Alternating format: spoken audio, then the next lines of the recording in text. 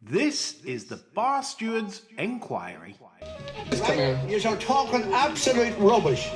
Absolute rubbish. In what way? You were an underachiever in life. I saved your bacon one time. You were gone. You handled that well. I couldn't save you. But you did the right thing. But that's why you don't know anything about racing, John. I didn't say I do. Right? I'm saying that... What have you contributed to racing? You're one of these take-out merchants. Take out all you can. And a very warm welcome to the Bar Stewards Enquiry Weekend Podcast. This is where we cover the weekend's action, which is the Dublin Racing Festival in Ireland. We've got Sandown, Wetherby, Musselburgh for their Scottish Champions meeting, throughout the weekend, and we'll be taking a good delve through those races. And as always, we'll be giving our best bets first of all. And joining me this evening is a very, very strong panel, very strong and strong-willed panel tonight. John Lang of John Joe's Blogspot. Andy Richmond joins us tonight. Welcome, Andy. Welcome, John. And welcome, Adam Norman, former Sky Sports pundit, etc., etc. We've got a strong team tonight. Good evening, guys. Has your week been kind? It's been all right, actually. Yeah, not many runners, but what there has been okay. Yeah. I think it's trying to keep calm over Boris and various other things. I've become an angry man shouting at the telly. And that certainly brings me on to Sunday's sermon. This is going to be an absolutely action-packed Sunday sermon.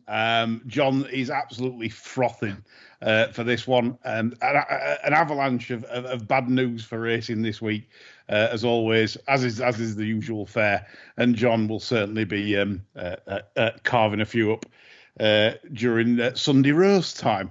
Anyway, chaps. We shall get on with the action and our three best bets as always. And I'm going to come to you, Adam Norman, first of all, to fire us away for some weekend winners. What is your third best bet, please, of the weekend? Right, let's start with Sandown and the 115. I'm going to go with Dolos. I don't think he'll be missed. He's won this race before and finished second twice. He's basically a course specialist these days. His form hasn't been great outside of Sandown, but I thought that there weren't too many I liked in there. I will obviously talk about Sandown a lot this evening, but the ground is obviously the key that we're sort of guessing on, aren't we? It's going to be a bit sort of tacky and dead probably. But Dolos down to a mark of 143 is a 1 point win. 1 point win, 13-2 available with Coral at the time of recording. Brian Frost has been in the saddle for the last three, and Harry Cobden takes over for Adam's selection in the 115 at Sandown, the opener for ITV4. Thank you, Adam, for that. Come to you, Andy, please, for your third best bet. Right, I'm going for a bit of Edna Bolger over in Ireland on Sunday. Good old 225 at Leopardstown, and this could be a real carve up of a race. There could be a few in here having a quiet one, but I get the feeling that Birchdale may not be. You needed to be Stevie Wonder to have missed his 6th of 28 on the 27th of December when he was back in Handicap company with the first time cheekies on. He'd had 9 weeks off. I think it was probably just a little bit too far for him. It was 3 miles. He's back to slightly shorter on Sunday, and I don't think he really saw that out, but he came there like the wrath of God with 33-1, traded as low as 4, and they've got him in right off the bottom weight here. I think there are a few dangers like Black Bow and probably Max Flamingo, but we'll have a point on Edna's one with the £7 claimer, Mr. McDonough, on off bottom weight, and that the handbrake may be released this time for the green and gold in a race where they have plenty of green and gold, so make sure you get the right cap colour. But we'll go a point on Birchdale. I think you can get 6-1 Mania. There might be a bit of 13-2 with the magic sign. 13-2 with Ladbrokes indeed, Andy, for your selection. So that's a point on Birchdale there in the 225 at Leopardstown on Sunday. That's Andy's third best. John Joe, coming to you. Evening. Good evening, sir. It's going to be depressing for people having to wait till the 8 o'clock at Campton for this thing. I've been waiting about 18 months on this, to be honest, and I think things are finally just about right for the horse. It's What's Up With Me in the 8 o'clock at Campton. It's a little bit keen going, this, but I do tend to think that it's got a handicap in it off this mark, especially at the top end of the handicap, giving weight to absolute geese like it does here. I think there's enough pace on here to get it to drop it. It didn't really drop it okay last time, which I think's a stiffer mile and a bit at Wolves anyway. So I think the slightly sharper course and trip at Kempton will suit as well. I mean, I have to put this up as a 1 point win bet pre-race. What I'm going to do, I'm going to say if it jumps. If it drops the snaff, I'm going to thump it. I'll be happy to take it big best as long as it drops the snaff, because I think you'll like these bastards if it does. So that's me bet. 1 point win. What's Up With Me? But I would urge everybody to just wait a bit and take 5 to 2 after I've got my threes filled up. so that's John Joe with his third best bet. What's Up With Me? 8 o'clock Kempton, 4 to 1 available. Bet 365 William Hill at the time of recording. So thank you, John, for that. He says that'll be a class act in that sort of grade. Myself, I'm going for the 220 at Sandown, and I am very keen on the Paul Nicholls trained Peak Doherty to beat the Venetia Williams trained Lom Press.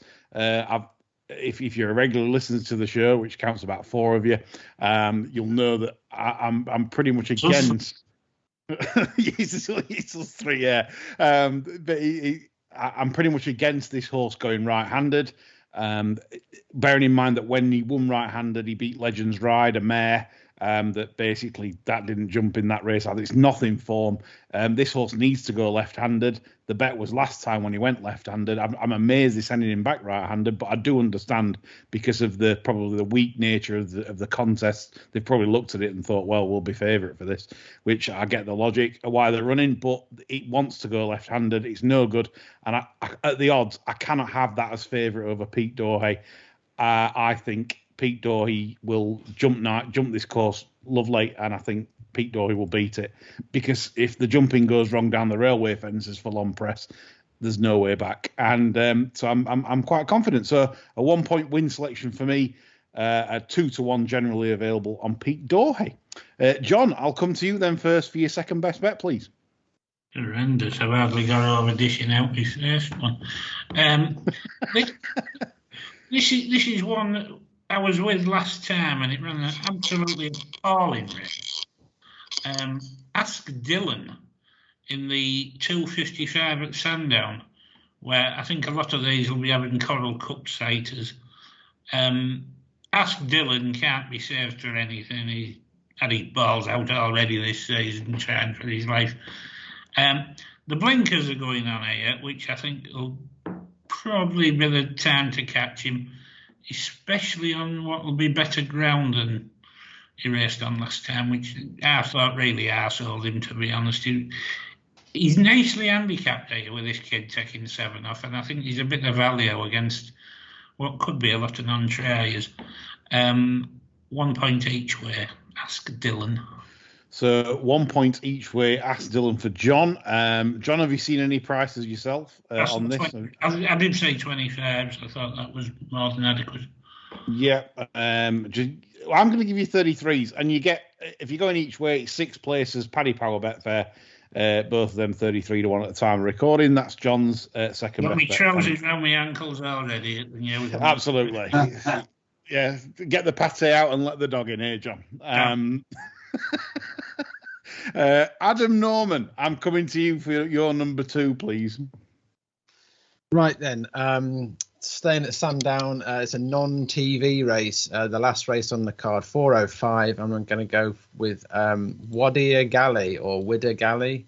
Sounds a bit Welsh to me, but there you go. I was quite taken by the way he finished off the race at Wincanton last time to win for the first time.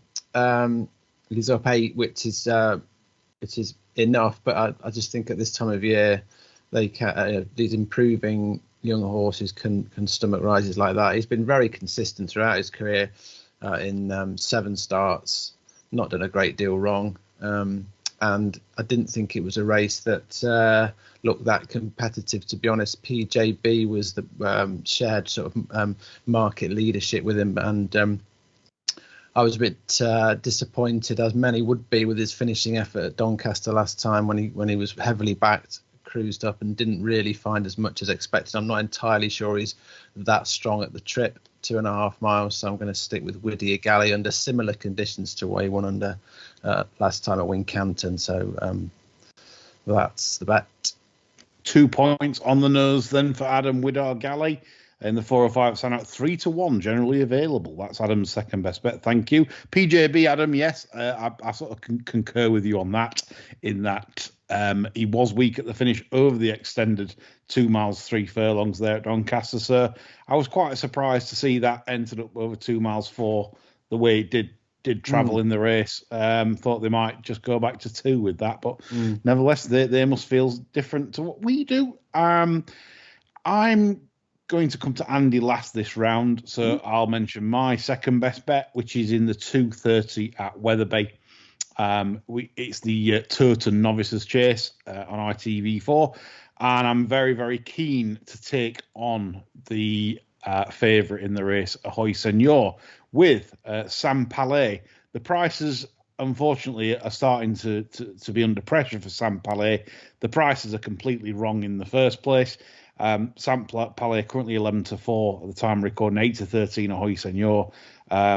Obviously, Ahoy Senor has established himself as one of the leading novices this year with a sparkling performance at Newbury, even though nothing run its race in that, and then backed it up with a non-jumping performance really at Kempton behind Braveman's Game. So there's more in the tank. However, at the weights, and I think that's crucial here, Sam Palais is getting an awful lot of weight from Ahoy Senor. Is genuinely proven that he's 145. I'm convinced with that. And I think this is a vastly improving animal, is Sam Palais. And I think getting the weight and the allowances, etc., I think Sam Palais can beat Ahoy Senor, especially as long as Ashtown Lad pressures Ahoy Senor early and doesn't let Ahoy Senor have his own way totally. And trainers are creatures of habit. The Ashtown Lad, I think, will go forward because he kind of nearly worked at Haydock last time. So I don't see them taking a pull on Ashtown Lad, and I think Sam Palais can pick up the pieces late. So that's my 2-point win bet, and I'm going to claim 11-4 with Bet Victor, Cough, and Ladbrokes. The Magic Sign is 11-4 to save the day for me. So that's my second best. Andy Richmond, last but certainly not least. What's your second best? We're going back to Leopardstown for an almost impossible handicap hurdle, but I spotted this one last time out in a Patemps qualifier for the old BFG. So there's 2 trips to Ireland. So I'm playing the Catherine Fry role this evening. So Dunboyne is the name of the horse. 5th to Panda Boy last time out, but got a horrendous run through, whether by accident or design, who knows, allegedly. But he was. I think he's got. This horse has only got a few miles on the clock. He was quite impressive when he won at Thurles at the start of last year, about this time last year, in fact, 15th of February. A 2 mile 7 on the heavy. And I've sort of kept an eye out for the horse in handicaps ever since then. And the 5th last time out was pretty decent, actually. Again, you needed to be a Stevie Wonder disciple not to have spotted it. Very much hands and heels ride, nearest at the finish. I did toss up in the race, and for the record, I will be back in another one in the race. Which is another green and gold one, Priory Park, who's won his last 2. But he's had a £10 hike in the weights, and I think Dunboyne, who's 5th last time out, is pretty much one that I want to be with here. He probably needs to go close here or get a little bit of rise in the handicap to actually get in the Patemps. but I get the feeling there's a plan for this one, and this might well be it. So Dunboyne for me. I think you can get, I'm going to bottle out on this one, but I think you can get 7 places in a couple of places, and you can certainly get 6 places at around 6 to 1, and I'll be amazed if it isn't in the first 6. Yep, no, it's there 6 to 1, 7 places, 150 odd Sky Bet and Paddy Power, giving that for Dunboyne, and an interesting selection there, Andy, because it was quite eye catching last time, and a good spot. So hopefully that does the business for you with your second best bet. Adam Norman, I'm coming to you for your max. All right. This wasn't easy actually. There weren't too many standouts, I didn't think, for Saturday's racing, but I'm gonna wuss out a bit and look at the Forerunner 122 at Wetherby. Lovely. It looks a match to me. No Getaway and Barton Knoll I don't fancy are coming off breaks.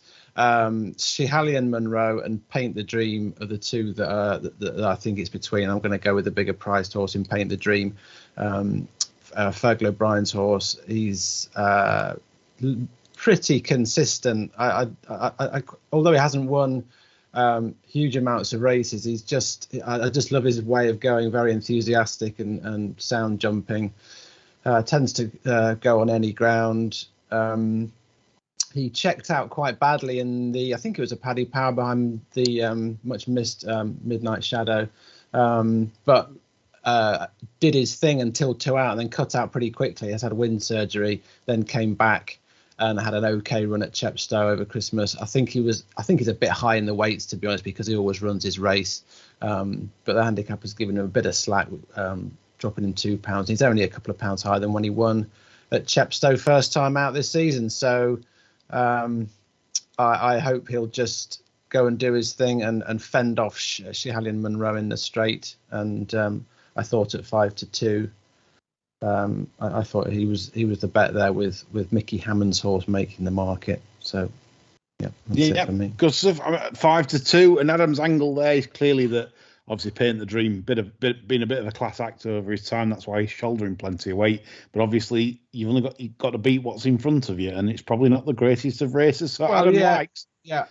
I was just going to add that Schihali and Monroe has struggled off marks higher than 140 in the past. All his winnings been off a bit lower, so £4 higher than his last win. He's got a little bit to prove off this mark. As you say, there's a bit of a class angle there as well. So yeah. Okie dokie.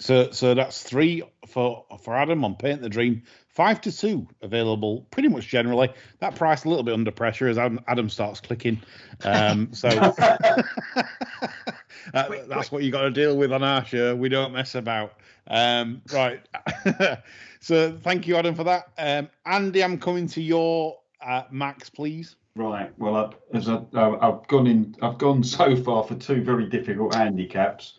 So I'm going to keep it up and go for a 3rd difficult handicap and try and smash it. Well, not quite smash it out of the park because it's not that big a price. But I'm certainly doing an each way treble on the 3 that I've put up. And if they all win, it would be a few quid in the pot. So we're going to the Grade 3 handicap hurdle at Sandown, the Heroes Handicap Hurdle, which has actually been a pretty decent Cheltenham guide. It's featured winners of all types of races at the festival back in the early 90s, I remember. There's a few interesting horses in this, namely Rioja and Call Me Lord as well, who's got a really cracking record around Sandown, and the handicap has given him a right old chance. But I thought that Beauport for the Duffel Coat, Nigel Twiston Davis, won a decent pot at Cheltenham last Saturday, and he's Beauport, who won the EBF final at the track last March. He's only found 1-2 good in a couple of outings this year. Came from an absolute mile back to be second to the well handicapped over hurdles Dashel Drasher last time out. It was about £10 lower over timber and absolutely thrown in. I'm hoping that there'd be a little bit more. I was hoping there'd be a little bit more rain than there has. But this sort of trip should suit him, and I still think he's one of the horses on the up in this. So Beauport for me in that 255. I think there was some 13 to 2 around 6 places. I'd have 1.5 points each way. Yep, yeah, I can give you that. 13-2, 6 places for Andy each way, a pleasure. Like a good case, really. It's a great race, Andy. That we'll come on to that later in the show because there's some real well handicapped horses in that sort of take my eye a little bit. But yeah, Burport's one of them, certainly capable. From that mark on his Sandown record. It was a bit like Adam this weekend. There's a load of racing, but there's not an awful lot I want to have a go at. Yeah, kind of agree. So thank you, Andy. So that's 1.5 points each way, Burport for Andy in the 255 Sandown. John Lang, I think we don't know this off air, but I think I know your nap this weekend, and if it isn't, I'm going to be shocked. No, well, you're going to be shocked then. Oh dear. Yeah. I'm going to be going toe to toe with Stephen R. Power in the battle to get our hands on the generally available 13-8 about Nairth Road in the 6:30 at Kempton. Interesting. And you can help me out with this a bit, Lee, actually, because we have a theory. Well, I have a theory, and you agreed with me ages ago, that Roberto Escobar despises going right-handed. He does. Yes. 2 runs right-handed, has run like squirrel shit both times. Yeah. No, I agree with you. Yeah. This has to be a 4-5 poke. It's 13-8. Despite 96-year-old Joe Fanning taking the ride for the Kilt and the Sporran, Nairth Road has won twice off extended breaks, goes well fresh before the Kilt killer regime bottoms him. And I just cannot say why this is odds against. I've had to go up 3 points win. Yeah, no, it's a great case. I mean, Rainbow Dreamer from the Alan King yard. Alan Kings are just running slightly dead at the moment, as well, just to boost your. I know Rainbow Dreamer won last time, but it was only from the 4 mile chase earlier, the Cotswolds, that's reopposing. Rainbow Dreamer. Yeah, you think of the years that Nairth Road's been taking on Stradivarius. Joe needs a back spasm for this to get beat.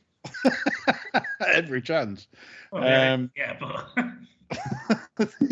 that's not a big price. So yeah, so he did win it. To be fair to Joe, he managed to get No Flies on Me home today at Lingfield, and she's a very, very tricky lady. He'll be very tired then. I hope he's in bed now. So Nairth Road tomorrow for John at Kempton. He's at the sandpit for his main bet. 6:30, 13-8, 3 points, nut down, says John. Can't really argue with him on that. No, I'm surprised though, because this is you've probably duped me into my best bet now, because I wanted a Bar Steward special where we go to Sunday, and my nap is 3 Stripe Life. Okay. And the reason I wanted John to get in first with this was because I know John sort of took this horse to his heart. And last time I thought it was desperate. It was given an absolutely shocking ride from Davy Russell. He got it really in crowded places where you don't want to be. It missed the second last start, something chronic. It's then strapped for room, sort of coming to the last. Then he pulls it out to challenge, and that's it. The one in front's gone, and he couldn't peg it back. It was definitely the best horse in the race. I'm not that taken with Sir Gerhard, if I'm honest. I'm not. I don't at the prices. I just think it's all wrong to be 5-4 favourite, and 3 Stripe Life at 5-1 with Bet 365 is simply ginormous. Because I mean, if you just, look, I know this is a simple way of looking at things, but 3 Stripe Life is top on time form, for example, just as an example. So on what they've achieved, 3 Stripe Life, and yet we know there's more to come. We know that's not the best of 3 Stripe Life can offer. Last time out, that he's left so much on the track, it's unbelievable. So just from a simple angle, sometimes, we do this, we look at different angles and you think, well, he's just looking at time form ratings. I don't every race. It's just the fact that the time form rating the best horse in the race as it stands. And yet we know there's probably another, would you say, John, £7 to come from 3 Stripe Life? I would say so, yeah. So, I mean, 5-1 against a 5-4 jolly, I think is very, very playable. And I wouldn't put you off if you want to go each way and be safety charlatans, do it. But it's 3 points on the nose for me at 5-1 with Bet365. So we're all done on our big bet selections, and now you'll all be switching off as we'll now. Press the pink button. Yeah, and before they started. Yeah. It's quite. I blame. Do you know what? I blame Quentin Franks. Quentin Franks has been an absolute menace for the bar stewards. Do you know, like when sometimes something bombs off at Chepstow and it goes 20 clear, and you sat on the 6-4 jolly and you're thinking, do I chase this or not? it's kind of like that in the naps table. So yeah, he's absolutely he's blitzed the field. So there we go. I blame Quentin. Anyway, on to tomorrow. We've got some tremendous action to go through and no time to waste. So we shall start at the first television race at Sandown tomorrow, which is the 1:15 race, where kindly Adam Norman has tipped Dolos in the race. So we will put Adam Norman under the cloud, and us three. Have we any thoughts on this? Andy, John, any thoughts on this TV race? I thought Wetherby was possibly a bet. I mean, it was a worry he jumped left-handed last time, but I don't think it's a particularly competitive race. I would respect Dolos' chance very much, but I think there's plenty in here with attitude questions. So I think at the push I can play Rickaby each way at sixes. I think it's a shit house, John. Yeah. Great. Yeah, I think it's a shit house. The only thing I would, I mean, Tamarok Damathan, look, everyone would be pummeling this on last season's form, but then you've seen the efforts in graded chasers this year. You know, can Tamarok come back to its best, or does he look finished, chaps? What do we think?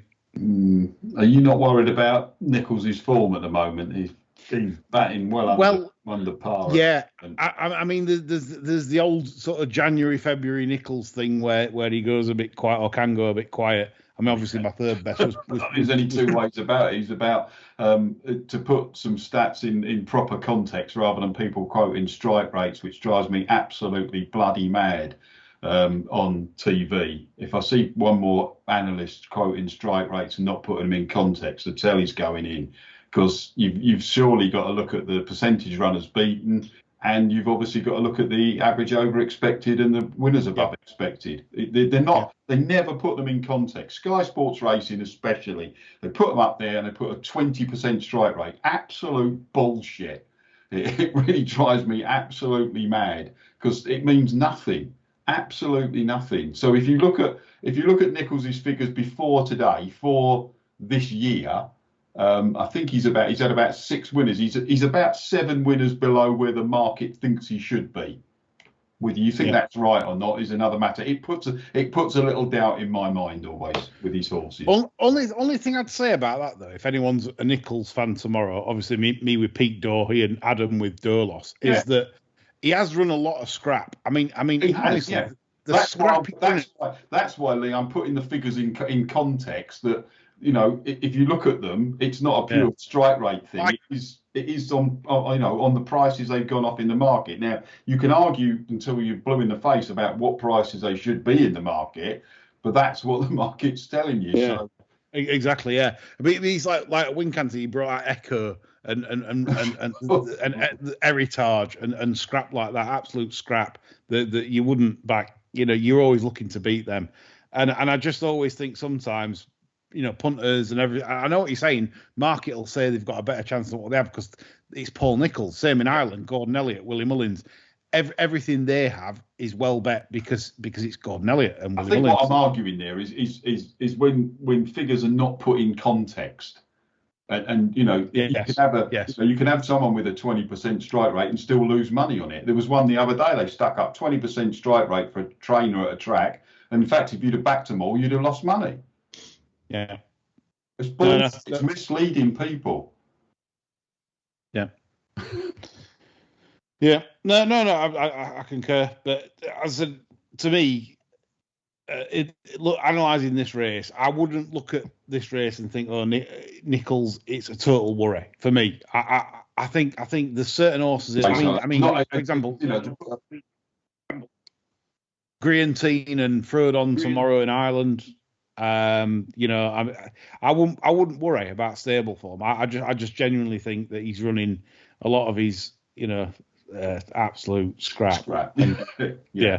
And so to be fair, you might. I mean, if tomorrow's disappointing, like if Dolos doesn't run its race and Peak Doherty doesn't run its race at Sandown tomorrow, then probably yes. But yeah, I mean, you look at this race and think, blimey, haven't all these run against each other before somewhere? And I'm pretty sure they have run multiple times against each other. I'm sure Dolos and Moonlighter and Bundoran have clashed before. Pharaoh Bamboo probably seemed to be suited by being held up last time out when he won at Lingfield. I mean, Gunsight Ridge, is he going to get home? I mean, he finished the race off a lot better last time out at Sandown, but that's one race, and he's got previous. Yeah, I'd want to trust him at threes again, but it's not a race I really wanted to get involved with.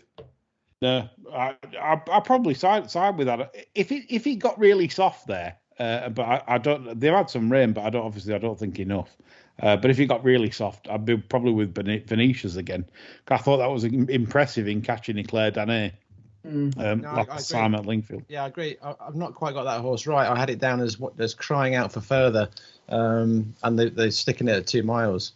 So I've completely misread it. It may need a strongly run race at the trip or very soft ground at the trip these days. I don't know.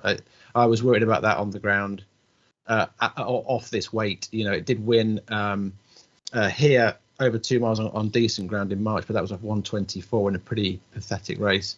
He's £20 higher now, so £16 higher. So I think he's got he could win again. Yeah, you're right. But I just thought, you know, Dolos used to be a fringe or grade 2 type, didn't it? And if Nichols haven't got the lurgy as Andy suggests, then he might just fall in. But it's a bit like that race that Gunsight Ridge won a few weeks ago when we all panned it. Yeah. You know, it's almost like last horse standing. You know, who's going to travel the furthest into the race? Probably Gunsight Ridge again, to be honest.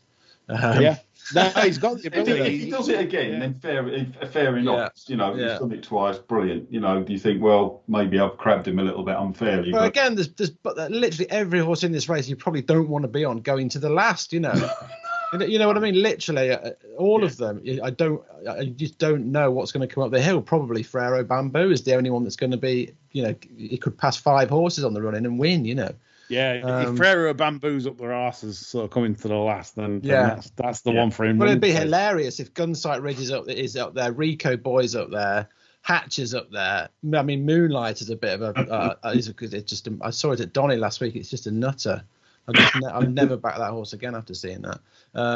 You could see something passing 4 on the run in a classic Sandown thriller. Right, we move on. 150, the Virgin Bet Contenders Hurdle. Song for Someone, favourites at around 2-1 Mark Gershon, 3-1. No one's tipped in this race. John Lang famously describes Gershon. If there was a horse that could be a wanker, Gershon would be it, John.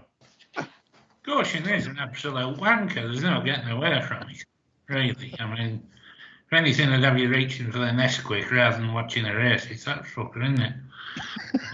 It's a bit of a piss taker, isn't it? Oh, completely. I mean, you'd have to be in dire straits for paying your gas and electricity bill to be even contemplating having a shilling on it, wouldn't you?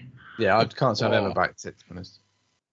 No, I mean, would Andy, you like your running angles? Would the best bet here possibly be Song for Someone when he comes off it?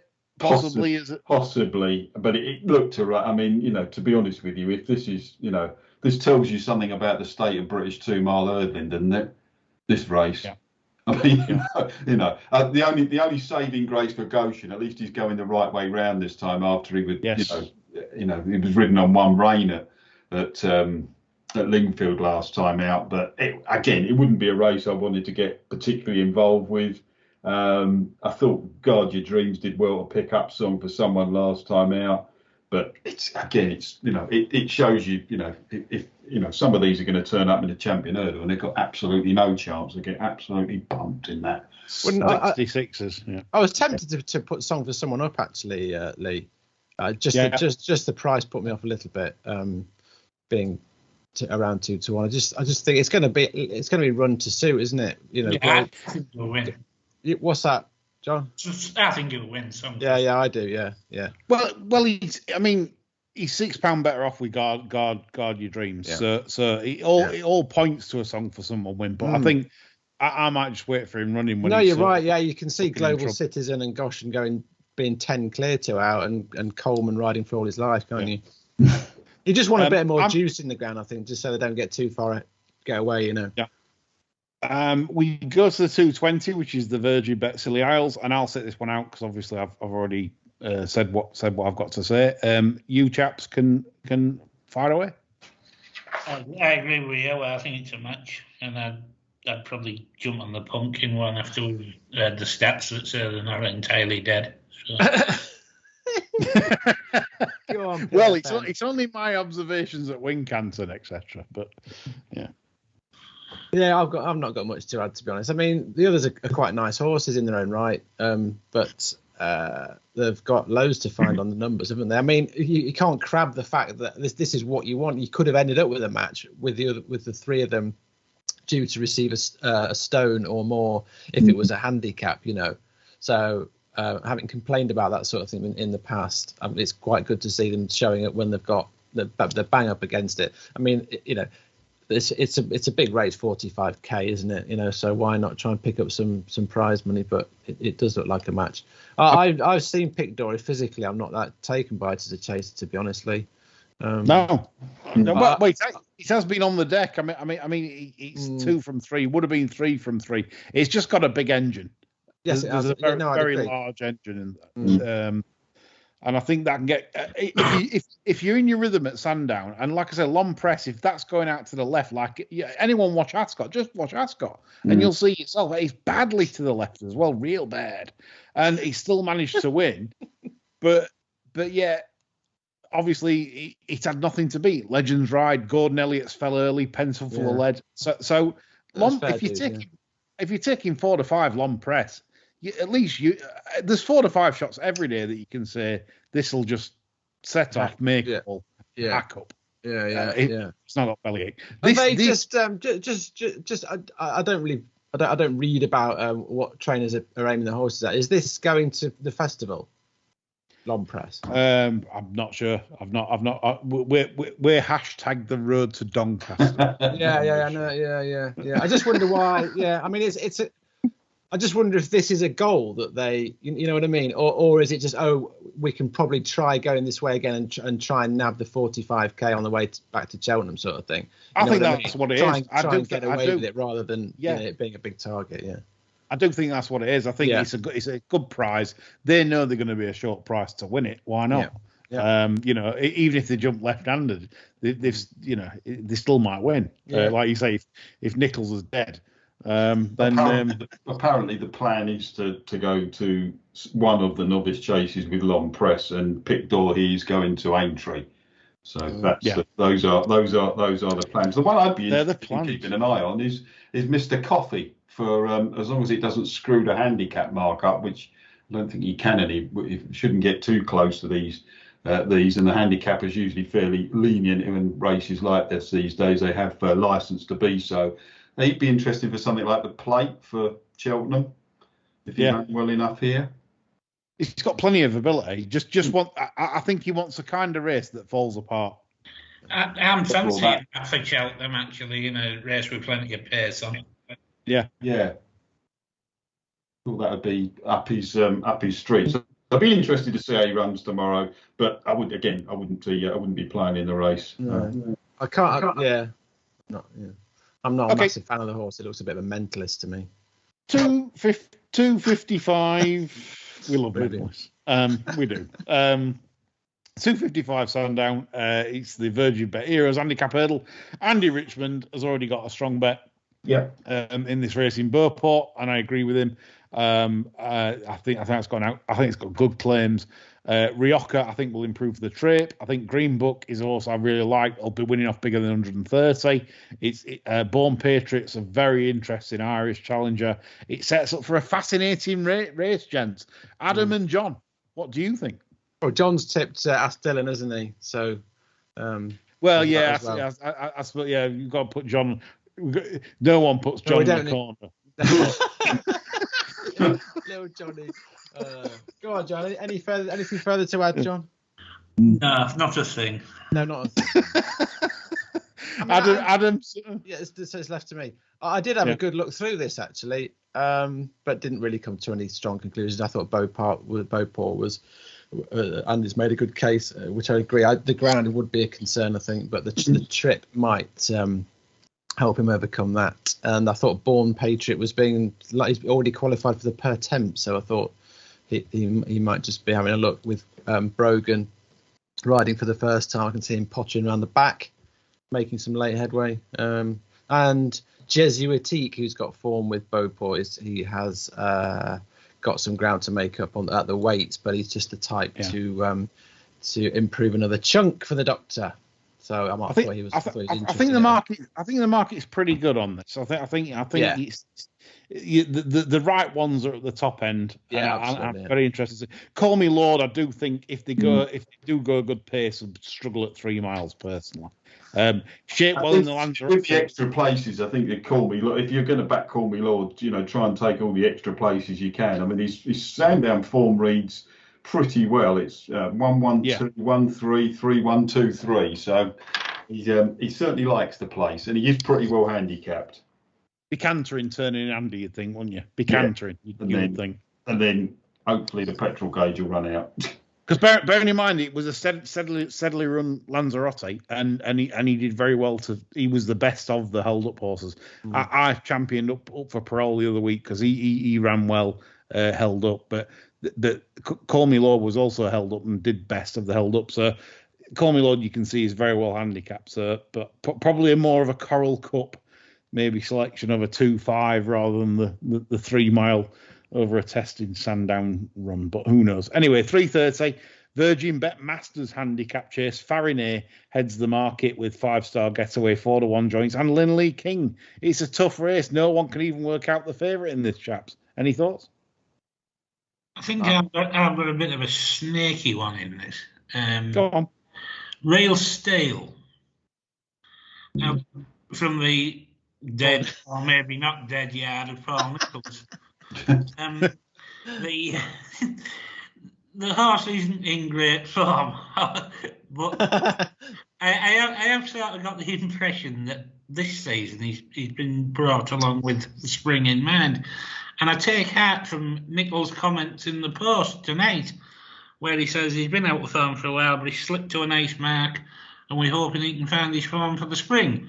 The decent ground at Sandown will be a plus. I also think so. The kid's taking 5 off. We dealt with a very workable 140 net.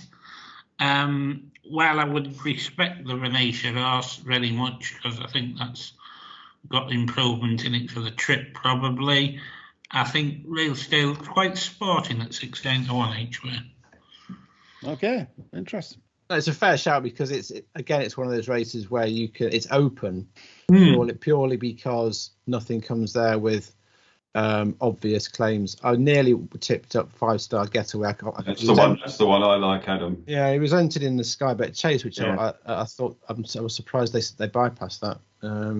So this looks a lot easier. I just thought it was a bit skinny for me, front of the market. The form's worked out quite well. That form. Yeah, the second worked out quite well, hasn't it? And he ran well in a Grade 2 at Haydock. 5-star Getaway as one at Sandown. Just to go back to John's horse, all Real Steel's wins have been right-handed, so there is a modicum of hope there for that one. I think it's worth a quick mention for Disha Arbor as well, who's I think I've not got the stats yet. Has it won this race 3 times? Yeah, it's won the last 2. It's won the last 2. He won it when it was formerly known as the Gainsborough Chase. Yeah. Then he wasn't beaten far at London National early December, Yeah. And so he's won this race twice. Was touched off early in the season, so he will be backed. I don't know what happened at Chepstow. I thought he'd go close, but he was he was pulled up in that race. He was pulled up in the same race the year before as well. Beat a mile out. So he could just be a Sandown horse, but I do think he wants it softish. So if it is a on the lively side of good to soft, I think something like 5-star Ghetto will have a bit more toe. But it's quite interesting race. I will also almost certainly be having bets in this race, but I've not quite figured out which ones. Yeah, I do like these kind of races. I'll figure it out with about 90 seconds to go, which is what usually happens. Yeah, 2:30 Wetherby, the Towton Novices Chase. Obviously, I'll sit this one out. Obviously, I've tipped Saint Palais. Any thoughts on this, chaps? I like yours. Oh, good. Yeah. I saw that happening. And we move on. I totally respect your write up there. With the allowances, etc. Right, so we'll move on to Musselburgh tomorrow. They've even had to cop for the daft race times at some point tomorrow. Poor Musselburgh, a main card copping for crap race times. But we go to the 205. It's the Veterans Handicap Chase up there for the Scottish Warriors. And heading the field, that can't be, can it? Oh, no, it's Ian Jardine, the Cool Mix, who's heading the market at the moment, around the 3-1 mark. Glenn Forza, I'm sure you've tipped that, John, before. Glenn Forza. Yeah, it run like a piece of shit the day I backed to Newcastle, and then sort of bounced straight back to form immediately afterwards, as you'd expect with this jump season, the way it's going. I think it's one of few in this race that might have a couple of good days ahead of him. If I had to have a bet, I'd probably row in with that one again, but I'm sick of the sight of the horse, to be honest. Yeah, I mean, how I saw it was, I think it depends how the old race, the weather pans out, because there is a lot of rain forecast, heavy rain from around 10 a.m. tomorrow. Now we know they get this wrong, and that's a shame, because if they hadn't been, this would have been on my list. Psychedelic Rock, Ian Williams needs good ground, and I think it's off a nice mark of 125, but I can't recommend anyone backing it, because obviously if it hoins it down, it's going to be no good on ground softer than good. So chat, Adam. Andy? All right. Andy, have you got anything? Nothing I'd be going overboard about. I thought Calypso Collonge is quite a reasonable one towards the head of the market. Cool Mix. I always like to see Dave Armstrong's horses winning. He had a nice treble at Newcastle during the week. I know Dave pretty well, so it's always nice to see his. I think his bumper horse that won there in the week was a particularly nice animal, actually. But no, I mean, my usual angle into these sorts of veterans races is find the 10-year-olds, but there's too many of the buggers in this. So I think if somebody said to me what's going to go off in front, I'm pretty sure it'll be Valadon. But whether at 13 he can stay out in front now is another matter. If you really force me, I think probably Calypso Collonge. But again, it's like I've been saying, there's loads of racing on, but to find a real something you really cast iron in, I wasn't going overboard about this. I really liked Cool Mix, actually. He's super consistent and hasn't really got the props that he deserves. If you look at his numbers, he runs very similar figures. He's dropped down to his last winning mark, which was admittedly his first run in a vet 18 months ago. First run in a vet. I like Alan Doyle, the kid on board. Looks very tidy. I do. Yeah. And I don't like I don't like Valadon. I don't like Broken Quest jumping. I don't like Brotherly Company and Boys on Tour are just low grade mints. Glenn Forza, again, he's still, how many chances do you give it? Calypso Collonge is slow. I just think Cool Mix will get a nice lead up.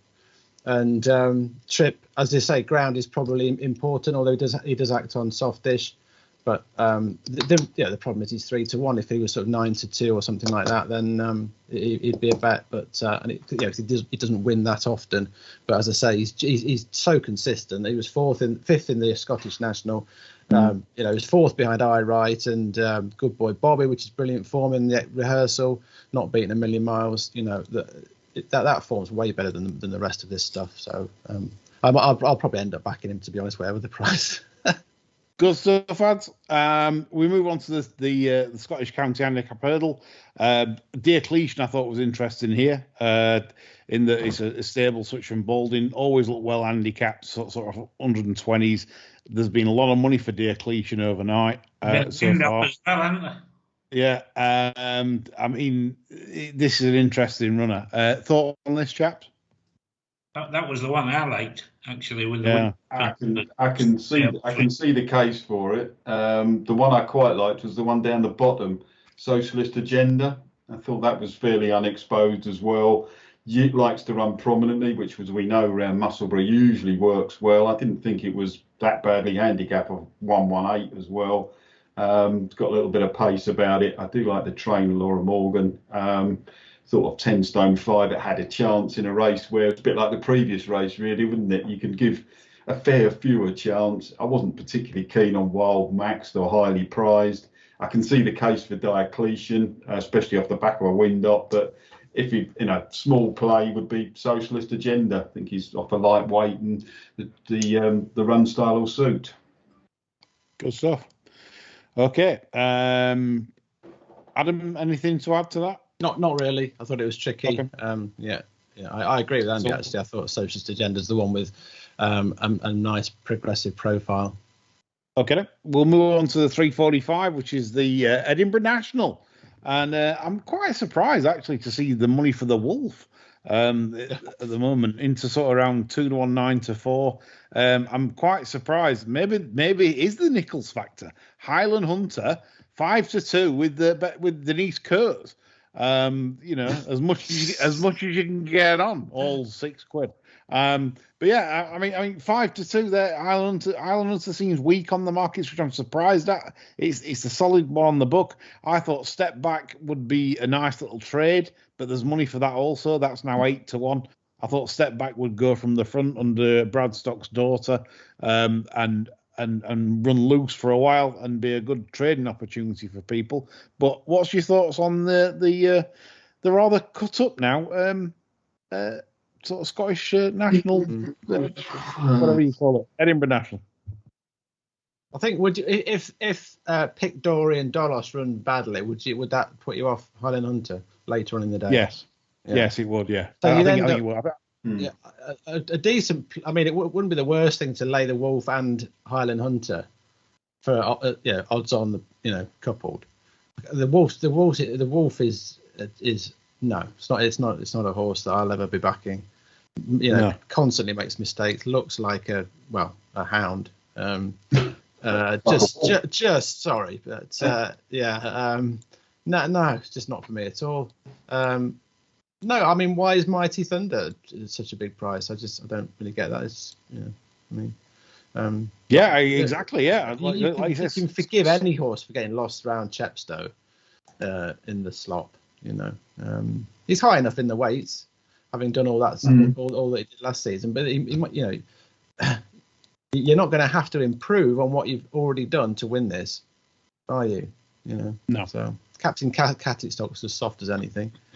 Step Back's 12. Is Lily Bradstock any good? She's not got. But she's okay. She's balanced from what I've seen. But I'm not. I don't want to. Yeah, but if you're up against Tom Skew from 2 out, who's the money on? It's no offers, is it? You're in trouble in a head to head. I can see myself going in on Mighty Thunder here, definitely, especially if the rain stays away. Good stuff. Okie doke. Mind you, I mean, Edinburgh National, if that's a national, I'm a fucking concert pianist. You want me to play it? I'm a soprano. Yes. Anyway. So many nationals. We'll move on to Ireland now, and we'll cover the main races on Saturday in Ireland, and then what we'll do is to round the show off in an adequate time. We'll just cover any other business for Sunday from each contributor. What are your best things? And it's probably save time going through each race. So we shall look at the three main races in Ireland tomorrow, which starts off at the 1:35. It's the Juvenile Hurdle Grade 1 event, and I believe it's Field Door and Vauban head the market. Chaps, any thoughts here? It's fascinating, isn't it? I don't think you'd want to bet. Well, I originally come to a conclusion that Vauban, but I don't like drifters at this meeting for simple reasons that, as I've said before, you don't know what's going to. Yeah, well, you don't know what's fully tuned up and what isn't. And Vauban, I reckon there were some long faces there when that got beat by Pied Piper at Punchestown. Now, he missed the last outage, Vauban, and he was coming back at Pied Piper at the line and went past Pied Piper after the bend. So, to me, Vauban, everyone raised about Pied Piper saying, "Whoa, what a performance at Cheltenham!" But Vauban would have beaten this had it not missed the last. So, are we saying that this should be second favourite to Field Door? I don't know. It is a tricky one, and I've decided to sit it out. But I'd be interested to hear you chaps' thoughts.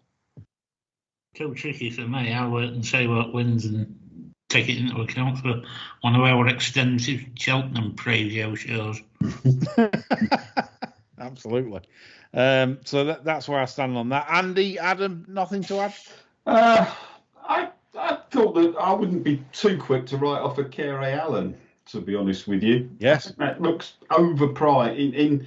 In pure pricing terms, it looks overpriced. You can't eat value and all that, but it looks overpriced in relation to Vauban and Field Door. I think it's one of the almost. I hesitate to say it's forgotten, but I wouldn't leave that one out of the equation. I'd hesitate to back it each way, but I wouldn't mind throwing a couple of quid at it if it got to sort of 7-8 to 1. Travelled up very well on debut and did it nicely. I did back it myself. I was quite impressed with it. But yeah, so anything for you, Adam, in this? No, mate, no. No. So we go to the 210, which is the Irish Arkle, and I'm in the Riviere de Tel camp because, again, I touch on this mares allowances thing. We've touched on this on the show before, and I do believe it's a little bit unfair, I think, in grade ones for mares to be getting weight off the male counterparts. I genuinely believe that because Honeysuckle doesn't need £3. Riviere de Tel doesn't need £5. And I just think for that reason, I just think Riviere de Tel, because it's the best form with Fernie Hollow last time in the race. So I just thought that would be my choice in the race. Thoughts, chaps? Couldn't have a lot to that, really. No. There's one other interesting one in here, that Haute en Couleurs. Really genuinely don't know which race it's going to go for at Cheltenham, but I think it's got a chance whichever race it goes for. It's in several, as lots of horses are, but I wouldn't write that one off. And it's been back this evening as well. I wouldn't write that one off. Again, it's a race I'm happy to sit and watch, but Haute en Couleurs interests me for the Cheltenham engagement about what happens here. Interesting stuff. Adam, anything to add? I think it's just a race of opinions, isn't it? It depends on what you've seen so far, what you've liked, and what you haven't. As I say, it doesn't look a brilliant betting medium, but no. 3:15, which is the Paddy Power Irish Gold Cup, which is their obviously feature race on their card. I'm a big Ken Boy fan simply because of his course record here. I mean, he does enjoy it here. He does really well. Delta Work has beaten him on a couple of occasions in the past. He gets the cheap pieces on, so for value seekers, 10 to 1 might appeal to you. I didn't think Minello Indoors in any form. I'd be against Frodon. Asterion Forlonge looked very tired at the last at Kempton, I felt, when it fell. And Ken Boy, I thought, ran a nice prep last time. And has the form, everything's in the book. I know it's obvious, but 100 to 30, I thought was very fair. I thought if you having a bet in the race, 100 to 30 is very fair. It has the best chance of winning. And Ken Boy, he likes the track, so that's where I was. Thoughts, chaps? I think the weakness in the market of Manila Indo tells its own story about where they think they are with that horse at the moment. Well, they put the pieces on at Kempton, and they said it was the track, but I think the pieces didn't sell. Everything points to the Gold Cup having bottomed that horse at the minute. Absolutely. Yeah, possibly. That doesn't look the strongest Irish Gold Cup that's ever been run. No. I'd probably lay Frodon or lay it in the 2-place market or something. I agree with Lee. I think Ken Boy track record. I think 100 to 30 is pretty fair, actually. It's not really my sort of price, but I wouldn't be surprised if it ends up going off sort of 5 to 2, something like that, especially with the weakness of Manila Endo. The Asterion Forlonge, will he stand up? And again, he's going left-handed. I'm not sure that's the right way round for it.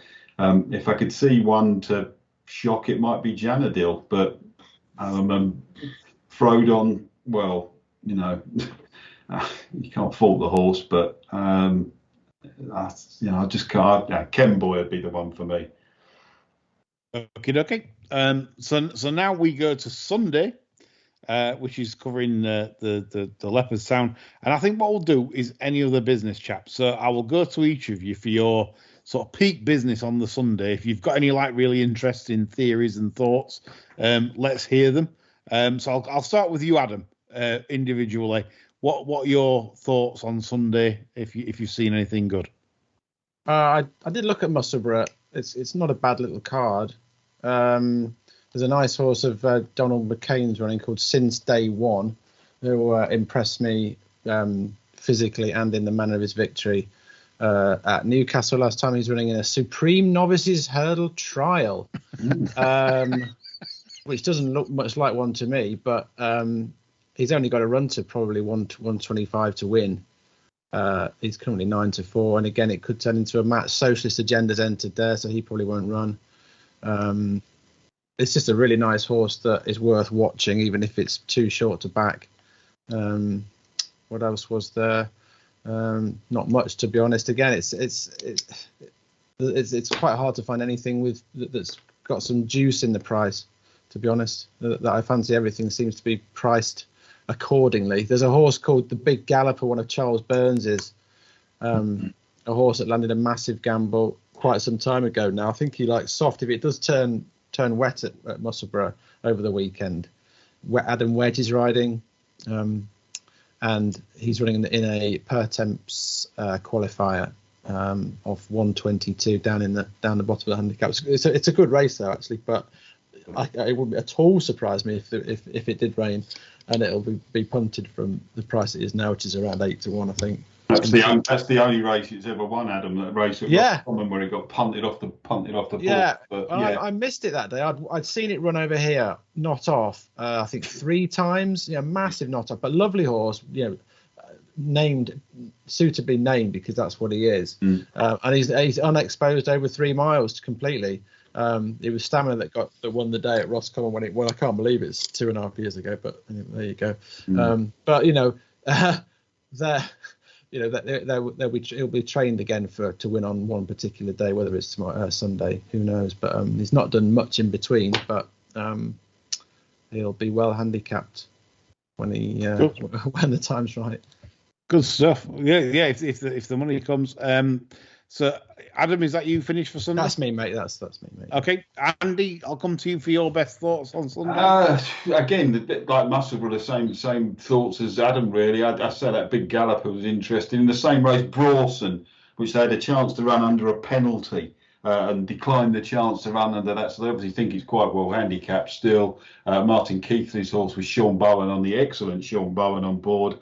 And I'm sure on Sunday, I'm sure we'll be seeing the selfie stick and the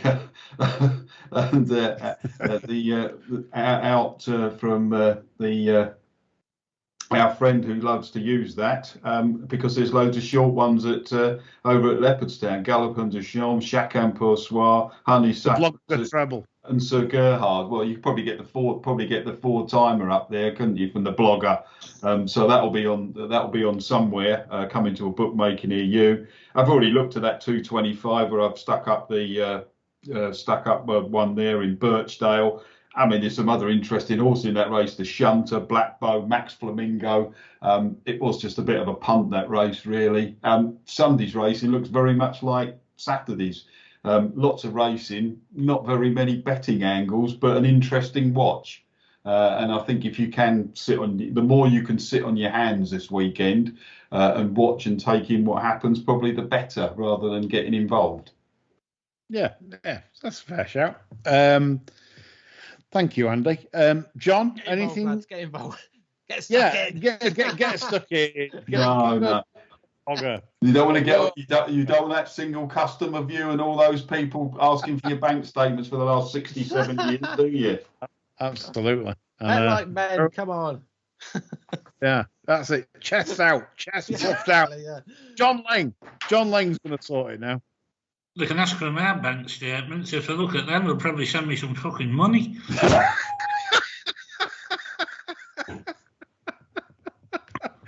Brilliant, John. I'm going to lay on the settee watching a shit western till 3:32. Then, of course, I'll pause it. I'll have had the fire on all afternoon as well, so I'll need to win £1,000 to pay for it. And I'll back 3 Straight Life in the Novice. I'm going to say John loves 3 Strike Life. I know he does. That's why I tipped it open for a Barstool special. My thoughts Sunday, briefly, Galloping Des Champs. Obviously, that'll be part of the blogger action. It was the best chasing debut I've ever seen from a horse in my entire life. I haven't seen one jump like that ever on its chasing debut. I was so impressed with it. So I'm excited to see it. Obviously not a betting opportunity. I've mentioned 3 Stripe Life. 2 at Musselburgh that I thought you might find interesting. In the 132 race, In a Tendu from the John McConnell yard, very interesting. She cost 100,000, bought by the Aylmer Stud, who obviously own horses with William Mullins and class horses as well. She ran 4 times in French bumpers, and while she acquitted herself well, she, for me, stuck her head down really nice. I watched her on France Gallop. 12 furlongs on the levels, not her barrow. I think she's going to be a different beast over hurdles and beyond, maybe further in time. I thought very interesting purchase, this one. And I like the fact that John McConnell is a very shrewd operator. He's gone get the Phillies allowance. Get the Phillies allowance in, so you get the £7 before you even start to win a nice prize. So I thought In a Tendu in the 132 at Musselburgh at prices was interesting. And in the 315, the Mouse Doctor, I thought was interesting, given that he was second to pay the piper of £5 higher 2 starts ago. I find it perplexing why they've dropped him 5, because I know that was a steadily run affair and he might have been a tad flattered, but he showed he got the class to sort of run with pay the piper on the running. And I did think that was interesting in a weakish looking handicap, really, for the money. The Mouse Doctor, for me, I thought could run well off rather nice mark. And that's about it. So anything else to add, chaps? I'm just looking forward to the Sunday sermon to do your ad for you, and John John spontaneously combusting. Yep, it's gonna be an absolute devil's spawn on Sunday. So I hope you enjoyed this show. Me, Andy, Adam, John certainly did, and we'll be back on Sunday for some more hammer time. That's all from us. Bye for now.